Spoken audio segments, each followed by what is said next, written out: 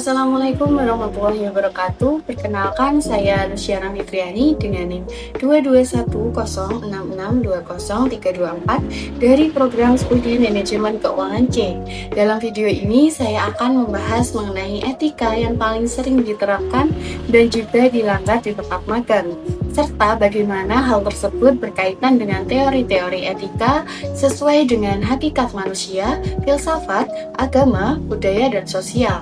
Etika merupakan pedoman penting dalam dunia kerja, terutama saat kita magang, karena kegiatan magang tidak hanya melatih keterampilan teknis, tetapi juga membentuk karakter tanggung jawab kita sebagai calon pekerja yang beretika.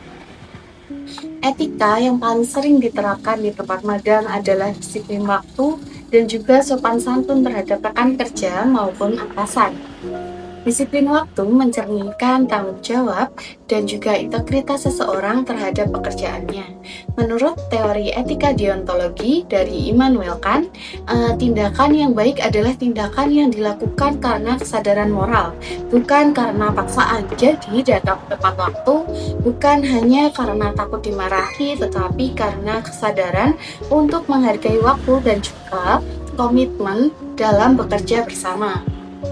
Sementara itu, sikap sopan santun menunjukkan penghargaan terhadap martabat manusia.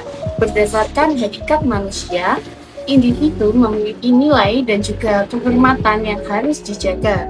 Dalam ajaran agama Islam, sikap sopan santun dan juga saling menghormati sesama merupakan bagian dari akhlak mulia yang mencerminkan keimanan seseorang. Dari sisi budaya dan sosial, bangsa Indonesia dikenal dengan nilai-nilai tata krama, unggah-ungguh, dan etika dalam berinteraksi. Maka, menerapkan sikap sopan santun di tempat magang bukan hanya untuk dalam bentuk profesionalisme, tetapi juga wujud pelestarian budaya luhur bangsa. Namun, di sisi lain masih terdapat etika yang sering dilanggar oleh peserta magang. Salah satu yang paling sering terjadi adalah kurangnya inisiatif dan juga rasa tanggung jawab terhadap pekerjaan atau tugasnya. Hal ini biasanya disebabkan oleh kurangnya kepercayaan diri, belum terbiasa dengan lingkungan kerja, atau menganggap magang hanya sekedar memenuhi kewajiban akademik saja. Nah, menurut teori etika utilitarianisme dari Jeremy Bentham dan John Stuart Mill, tindakan yang baik adalah tindakan yang memberikan manfaat terbesar bagi banyak orang. Nah, ketika seseorang bekerja dengan sungguh-sungguh, manfaatnya akan dirasakan oleh seluruh tim dan juga sebaliknya. Jika seseorang tidak menjalankan tanggung jawabnya, maka manfaat itu berkurang dan bisa merugikan banyak pihak. Nah, dari sudut pandang filsafat, manusia memiliki kebebasan sekaligus tanggung jawab atas setiap pilihannya.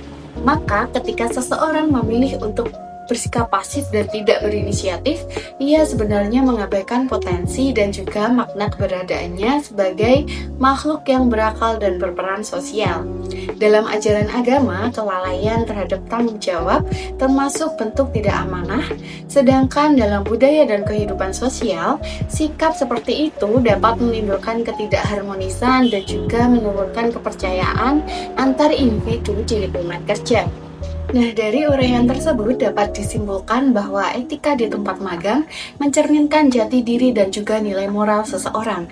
Etika bukan hanya aturan tertulis, melainkan cerminan dari kesadaran, keimanan, dan juga nilai budaya yang kita anut. Oleh karena itu, kita perlu menjadikan pengalaman magang sebagai bentuk sarana untuk menumbuhkan sikap etis dan juga bertanggung jawab, menghargai sesama agar kelak kita tidak hanya menjadi pekerja yang cerdas, tetapi juga menjadi manusia yang beretika dan juga bermoral. Terima kasih telah menyimak video ini, semoga bermanfaat dan menjadikan refleksi bagi kita semua. Wassalamualaikum warahmatullahi wabarakatuh.